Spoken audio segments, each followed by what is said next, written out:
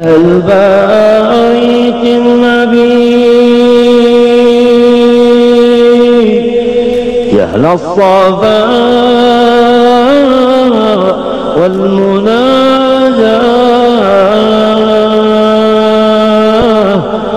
بخيت من حبكم يظفر بما.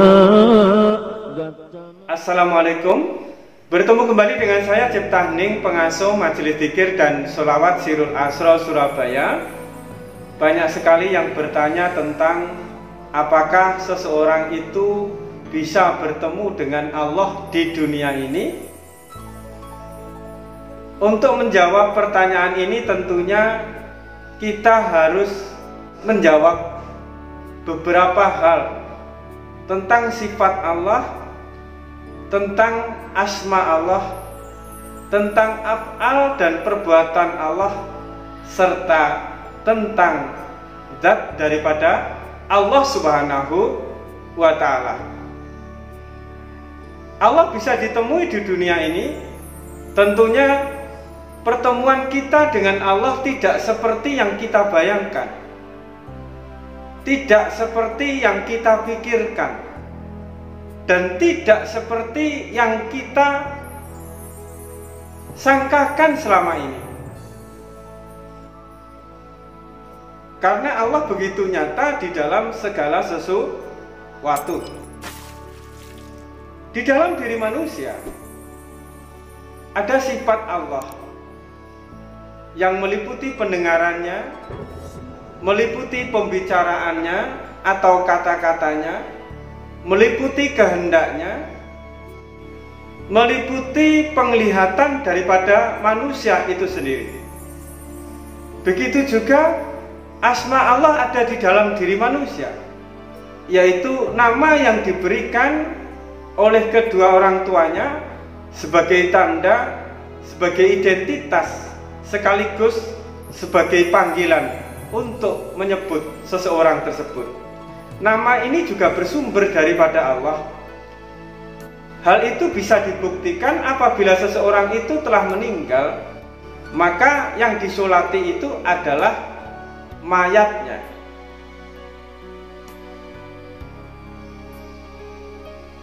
Ya, tidak ada yang bertanya apabila si fulan sudah meninggal, apakah si fulan sudah dimandikan, atau si fulan sudah disolati, atau si fulan sudah dikubur. Namun yang ditanya adalah apakah mayatnya sudah disolati, sudah dimandikan, sudah dikafani, atau sudah dikubur. Hal itu sebagai tanda bahwa nama itu kembali kepada Allah. Nama itu adalah nama daripada ruh dan kembali kekal bersama Allah Subhanahu wa Ta'ala. Dan apabila keluarganya berkirim Al-Fatihah, berkirim doa, maka cukup disebut namanya. Insya Allah doa, Al-Fatihah dan sholawat itu akan sampai kepada yang dimaksud dengan sebutan dan nama yang telah diniatkan. Selanjutnya adalah segala perbuatan yang ada di dalam diri manusia adalah merupakan kodrat irodat daripada Allah, kodok dan kodar daripada Allah. Manusia tidak mempunyai daya dan upaya untuk keluar dari keburukan, untuk keluar daripada dosa, untuk keluar daripada kelalaian, kecuali dia memohon ampun kepada Allah dan minta pertolongan kepada Allah supaya keluar dari keadaan tersebut. Begitu juga seseorang tidak akan bisa berbuat baik, tidak akan bisa melahirkan sebuah kebaikan, akhlakul karimah di dalam hidupnya apabila Allah tidak menghendaki daripadanya.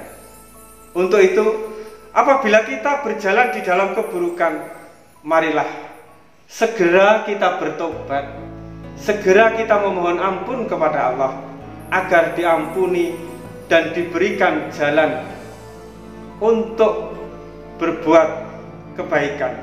Begitu juga sebaliknya, apabila kita di dalam kebaikan, haruslah kita selalu bersyukur kepada Allah agar kita selalu ditetapkan di dalam kebaikan itu sendiri. Jadi sifat manusia, asma manusia, dan af'al atau perbuatan dari manusia itu bersumber daripada Allah Subhanahu wa ta'ala. Lalu apabila sifat itu ada di dalam diri manusia, namanya ada di dalam diri manusia, dan perbuatannya ada di dalam diri manusia, maka sifat yang ada di dalam diri manusia inilah, sifat Allah yang ada di dalam diri manusia inilah, untuk mengenali sifat Allah yang ada di dalam segala sesuatu. Sifat akan mengenal sifat, nama akan mengenal nama, perbuatan atau af'al akan mengenal nama atau perbuatan itu sendiri. Kita oleh Allah diberi penglihatan. Penglihatan ini adalah sifatnya Allah, sifat maha melihatnya Allah yang dikaruniakan di dalam diri kita. Sifat ini untuk melihat, untuk menyaksikan, untuk mengetahui sifat wujudnya Allah yang ada di dalam segala sesuatu. Ya, karena keberadaan ini, semua keberadaan ini adalah la maujuda ilallah. Semua keberadaan ini adalah nur daripada Allah Subhanahu wa ta'ala. Semua wujud, baik itu yang materi maupun yang non materi, baik itu yang berbentuk materi, berbentuk cahaya, atau berbentuk apapun yang bisa kita kenali dengan panca indera kita, dengan penglihatan kita, semuanya itu adalah wujud yang berasal daripada sifat wujudnya Allah Subhanahu wa ta'ala. Sifat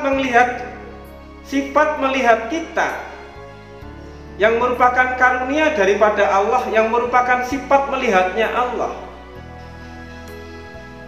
berguna untuk mengenali Allah, wujud Allah, sifat wujudnya Allah yang ada di dalam segala sesuatu, yang meliputi segala sesuatu.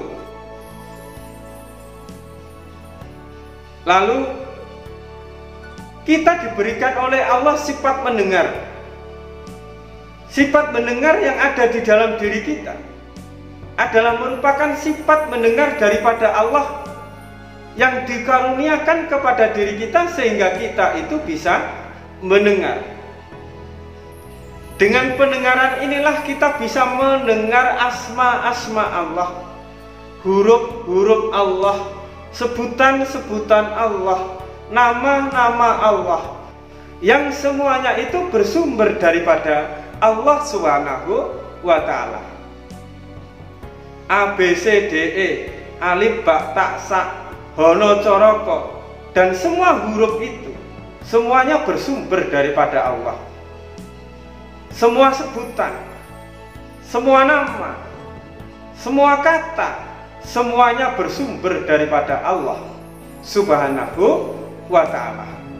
Dengan telinga kita untuk mengenali nama, sebutan, huruf Allah yang meliputi segala sesuatu, meliputi semua bentuk, meliputi semua wujud yang ada di dunia ini, sehingga setiap wujud itu ada nama, ada sebutannya. Dengan penglihatan kita mampu mengenali wujud. Dengan pendengaran kita mampu mengenali setiap suara, setiap sebutan, setiap nama yang menyertai wujud tersebut. Lalu kita diberikan oleh Allah lisan kita untuk berkata-kata. Berkata-kata atau berkalam ini pun sifat daripada Allah yaitu sifat berkata-kata daripada Allah Subhanahu wa Ta'ala. Dengan lisan kita dan diberikan sifat berkata-kata di dalam diri kita, sehingga kita mampu menyebut setiap huruf, mampu menyebut setiap nama, dan mampu menyebut setiap sebutan itu sendiri. Agar kita mengingat, agar kita bisa memanggil, agar kita bisa menyadari bahwa apapun yang kita sebut, apapun yang kita ucapkan, tiada lain, pada hakikatnya semuanya adalah nama keagungan daripada Allah Subhanahu wa Ta'ala. Nama kita inilah, keberadaan nama kita inilah yang di dalamnya ada sifat mendengar dan di dalamnya ada sifat berkata-kata untuk mengenali asma daripada Allah, untuk mengenali setiap nama dan sebutan serta huruf daripada Allah yang meliputi setiap wujud yang ada di dalam segala sesuatu. Lalu di dalam diri kita disertakan kodrat irodat, dan ditetapkannya diri kita di dalam kodok dan kodarnya Allah untuk mengenali bahwa di dalam kehidupan ini ada dualitas baik dan buruk.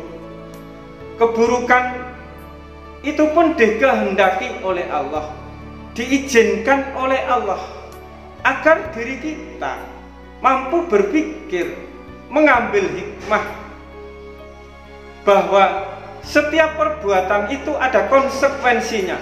Begitu juga dengan setiap keburukan yang kita lakukan, keburukan yang ada di luar diri kita, semuanya ada konsekuensinya masing-masing. Siapa yang menanam, dia yang akan menuai. Begitu juga segala perbuatan baik yang kita tanam, diri kitalah yang akan menuai kebaikan itu sendiri. Begitu juga dengan kebaikan-kebaikan di luar diri kita yang orang lain tanam, semuanya akan menuai kebaikan seperti apa yang telah mereka tanam. Adanya kodok dan kodar adalah cara Allah agar diri kita mengetahui dan menyadari bahwa diri kita itu hamba, bisa lalai di dalam keburukan dan bisa mempunyai kesadaran di dalam kebaikan. Namun di dalam kelalaian ada jalan ridho Allah, ada jalan untuk mendekat kepada Allah dengan jalan memohon ampun kepada Allah, menyadari segala kesalahannya dan memperbaikinya. Begitu juga di dalam kebaikan yang kita lakukan, di situ pun ada murkanya Allah apabila di dalam kebaikan diri kita lupa bersyukur, kita lupa mengingat dari mana datangnya kebaikan yang kita lakukan, kekuatannya dari mana, daya upayanya dari mana. Semuanya tiada lain kecuali daripada Allah Subhanahu wa Ta'ala. Kita akan melihat baik dan buruk di dalam diri kita, dan kita pun akan melihat baik dan buruk di luar diri kita. Ketahuilah, semua keburukan itu adalah ketentuan daripada Allah, dan semua kebaikan itu adalah ketentuan daripada Allah agar diri kita beriman, agar diri kita yakin dan semakin taat kepada Allah Subhanahu wa Ta'ala. Ketetapan di dalam kodok dan kodar ini, di dalam baik dan buruk ini, harus kita akui, harus kita sadari, di situ semuanya adalah kodrat dan irodat daripada Allah Subhanahu wa Ta'ala. Kita bisa menemukan Allah di dalam keburukan apabila kita memahami dan menyadari kelalaian kita, dan kita mampu menemukan Allah di dalam keburukan di luar diri kita apabila diri kita tidak tergores oleh keadaan tersebut, dan memahami, menyadari bahwa Allah sedang memahamkan, mengajarkan hikmah tentang sebuah peristiwa, sebuah keadaan, dan sebuah kejadian itu sendiri. Begitu juga kita akan menemukan Allah di dalam kebaikan yang ada di dalam diri kita selama diri kita bersyukur. Namun kita tidak akan pernah menemukan Allah di dalam kebaikan diri kita apabila kita lupa untuk bersyukur. Begitu juga kita akan menemukan kebaikan Allah di luar diri kita apabila di dalam hati kita tidak ada rasa benci, tidak ada rasa iri hati. Yang ada hanya rasa bersyukur, rasa ikut berbangga, ikut senang, ikut bersyukur kepada Allah Subhanahu wa Ta'ala apabila kita melihat setiap kebaikan di luar diri kita. Jadi wujud asma af'al yang ada di dalam diri kita, sifat Allah yang ada di dalam diri kita, nama Allah yang ada di dalam diri kita, af'al atau perbuatan Allah yang ada di dalam diri kita, inilah yang mampu mengenali sifat Allah, asma Allah, af'al Allah yang ada di dalam diri kita dan yang ada di dalam alam semesta ini, di luar diri kita, yang ada di dalam setiap wujud dan yang ada di dalam setiap keberadaan. Jadi poinnya adalah kita bisa bertemu Allah di dunia ini, namun yang kita temui adalah sifatnya yang meliputi segala sesuatu, nama, sebutannya, hurufnya yang meliputi segala sesuatu, dan af'alnya yang meliputi segala sesuatu. Jadi Allah itu telah zahir, Allah itu telah menjadi batin bagi segala sesuatu. Allah itu telah menjadi awal dan sekaligus menjadi akhir bagi segala sesuatu. Jadi bertemu dengan Allah itu bukan bertemu menurut persepsi kita. Misalnya di langit Sabtu Juh, di Ares, di Sidratil Muntaha, atau yang lainnya. Namun kita akan menemukan Allah di dalam setiap wujud, di dalam setiap nama, dan di dalam setiap perbuatan dan karakter di dalam dunia ini. Inilah pencapaian seseorang apabila dia ingin menyaksikan Allah di dunia ini. Namun apabila ia ingin lebih dalam mengenal zat daripada Allah, maka tidak ada jalan yang lain, tidak ada sebuah nama, tidak ada sebuah sebutan yang mampu mengenal zat kecuali Sayyidina Muhammad Rasulullah Sallallahu Alaihi Wasallam. Dengan mencintai Rasulullah, dengan selalu mewasilahkan zahir dan batin kita kepada zahir dan batin daripada junjungan kita Nabi besar Muhammad Sallallahu Alaihi Wasallam, maka rahasia zat Allah itu akan terbuka bagi kita dan kita mampu merengkuhnya, mampu mengenalinya, mampu merasakannya di dalam kehidupan kita. Karena al-insanu syiri wa ana syiruhu, dan insan yang paling purna dan yang paling sempurna mengenal Allah, baik itu sifatnya, asmanya, af'alnya, dan zatnya, tiada lain adalah junjungan kita Nabi besar Muhammad Sallallahu Alaihi Wasallam. Cukup sekian, semoga manfaat. Jadi saksikanlah Allah di dalam segala sesuatu, agar hati kita itu tenang, hati kita selalu di dalam ketundukan, ketawadukan, sehingga diri kita dan hati kita akan selalu dialiri, dituangi cahaya cinta kasih daripada Allah Subhanahu wa Ta'ala. Apabila diri kita telah dikasihi oleh Allah, apapun yang kita lakukan, Allah akan ridho di dalamnya. Cukup sekian, semoga manfaat. Ingat, tetap fokus dan tetap waras. Wassalamualaikum warahmatullahi wabarakatuh.